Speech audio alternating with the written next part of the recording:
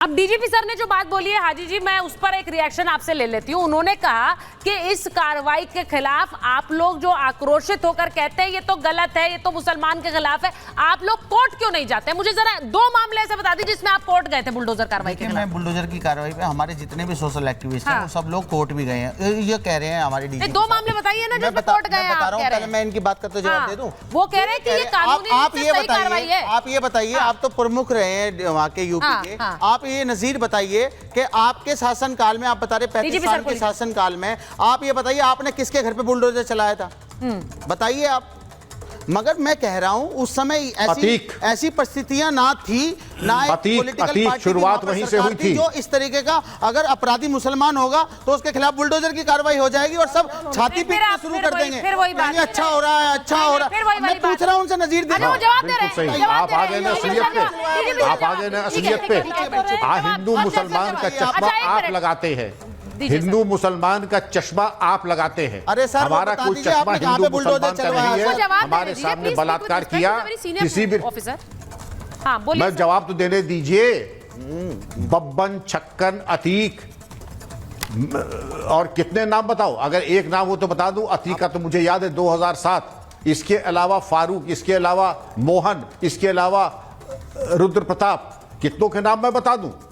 अरे आप एक का नाम पूछ रहे हैं? यहाँ सारी जिंदगी की बुलडोजर चलाते हुए भाजपा की सरकार एक बुलडोजर हमेशा पुलिस लाइन में खड़ा था और आपका चश्मा जो है, फिर तो आपका मकसद है कि पहले भी बुलडोजर की, क्या बुलडोजर किसी कानून की किसी चलता था? लिखा है क्या? बिल्कुल चलता था। जो अगर किसी पे एफआईआर हो जाती है, जब तक कोर्ट उसको जो है वो ना कर दे, जब तक उसको बना ना दे कि भाई इसको सजा हो गई, जब तक कोर्ट अदालतें फैसला करती हैं, पुलिस और जो प्रशासन है वो फैसला नहीं कर सकता इन मसलों पर। इसके लिए आपको अलग से क्लास लेना पड़ेगा। मैं बार-बार कह रहा हूं, आपको अलग से फैसला लेना होगा। कभी ना था, ना है, ना कभी होगा। आपको अलग से आप ना बस आपने मन बना लिया ना, इसीलिए ये हो सकता है। आप पहले कानून पढ़ लीजिए, किस कानून के तहत ये होता है। आप जब किसी के पीछे जाते हैं, जब पीछे जाते हैं, ना नहीं पढ़ा आपने बिल्कुल नहीं पढ़ा है। अगर सुचरिता जी मुझे तो मैं इनको समझाने की कोशिश करूंगा 30 सेकंड में। आपने जब किसी व्यक्ति को देखा कि अपराधी है तो उसका आर्थिक साम्राज्य खत्म करना होगा। और आर्थिक साम्राज्य खत्म करने के लिए उसकी आप जन्म कुंडली खंगालेंगे। अगर उसने नाजायज दुकान, नाजायज मदरसा, नाजायज स्कूल, नाजायज भवन बनाया है तो उस अथॉरिटी से मिलकर के पुलिस के सहयोग से उसको गिराया जाता है। आप कानून की किताब पे ले आ रहे हैं, मैं प्रोसीजरल लॉ आपको बता रहा हूं। और इतनी चीजें, उसके लिए आपको थोड़ा जी चश्मा उतार के थोड़ा पढ़ना पड़ेगा, माइंड अप्लाई करना पड़ेगा। ऐसे आकाशवाणी नहीं होगी कि आप बड़ा क्लियर है, वो चश्मा वो नहीं उतारना चाहते हैं। चश्मा नहीं उतारेंगे, चश्मा नहीं उतरेगा तो आपको कानून सीधी बात ये है कि इस देश में बहुत से ऐसे लोग हैं जो एक तरह से मुसलमानों को वर्गलाकर उनके नाम पर राजनीति कर रहे हैं और ये बिल्कुल फैक्ट है। और इसीलिए जब कोई कार्रवाई होती है एक रेपिस्ट पर, मैं फिर कह रही हूं उसका कोई धर्म नहीं है, लेकिन उस रेपिस्ट पे कार्रवाई हो रही है तो उस पर भी कह रहे हैं कि देखिए मुसलमानों के घर पर बुलडोजर चलाया जा रहा है। मुझे इससे आपत्ति है। अगर वो रेपिस्ट हिंदू भी होगा तो उसके साथ यही कार्रवाई होनी चाहिए। मेरा सीधा मानना यह है। सौरभ जी देखिए, बिल्कुल सही कह रही हैं आप। विकास दुबे के ऊपर सबसे पहले कार्रवाई हुई थी। मैं अपने मित्र को बता देना चाहता हूं, उसके घर के ऊपर बुलडोजर चलाने का कार्य सबसे पहले योगी आदित्यनाथ की सरकार ने किया। और बुलडोजर आप समझिए एक प्रतीक है जो अपराध को खत्म करने का एक जरिया है। आप उसको जो है, आप अपराध के प्रति जो है गंभीर हो जाना चाहिए। सौरभ दुबे जी आप बोल रहे हैं बीच में महिलाओं के प्रति बर्बरता इतनी बढ़ गई है और राजनीति इतनी गिर रही है। इस देश के इतिहास में पहली बार ऐसी घटना हुई कि बंगाल की अपनी ही सरकार, अपनी ही मुख्यमंत्री एक महिला के प्रति अपराध है और वो धरना प्रदर्शन कर रही है जाकर के सड़कों पे। ये क्या मुख्यमंत्री से कोई अपेक्षा करेगा? कोई जनता इस तरह की अपेक्षा मुख्यमंत्री से नहीं की जाती है।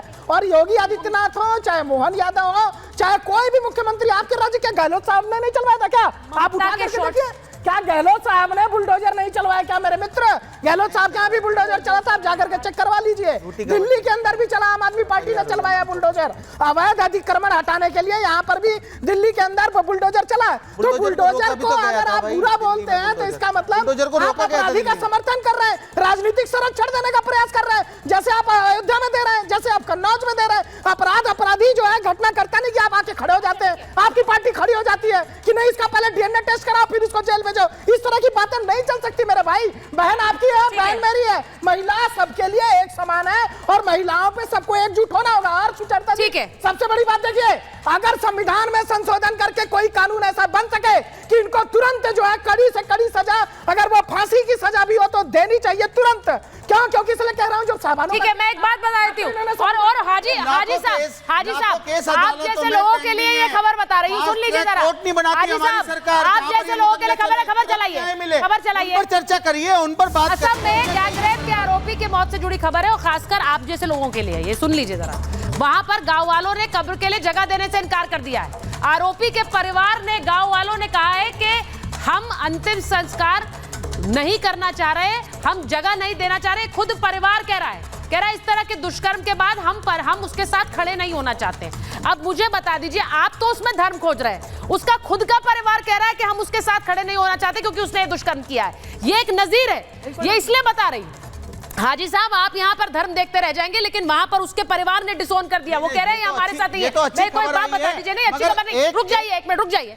सीधी बात यह है कि रुद्र जी, इस तरह के दुष्कर्म से जो परिवार पर असर पड़ता है, और बरखा जी यहाँ जानती हैं, वो इतना काम करती हैं, ये असर जो है सिर्फ पीड़िता नहीं, जो व्यक्ति जो आरोपी है उसके परिवार पर भी असर पड़ता है। यहाँ देखिए, परिवार ने कह दिया हम उसके लिए जगह नहीं देना चाहते, हम चाहते ही नहीं है उसके अंतिम संस्कार में जाए। ये देख लीजिए। देखिए, ये बहुत स्वागत योग्य कदम है, जैसा आपने कहा कि एक नजीर है कि, और बिल्कुल जो आपने कहा कि आरोपी के परिवार वालों को, क्योंकि अपराध तो उस आरोपी ने किया है या उस अभियुक्त ने किया है, लेकिन उसका परिवार वाकई में समाज की नजरों में एक हे दृष्टि से उसको देखा जाता है कि ये उसी के परिवार का बच्चा है। तो ये एक व्यक्ति के अपराध के लिए, और ऐसे अपराधियों को संरक्षण देने का काम कुछ लोग करते हैं, जैसा कि पैनलिस्ट में भी कुछ लोग हैं।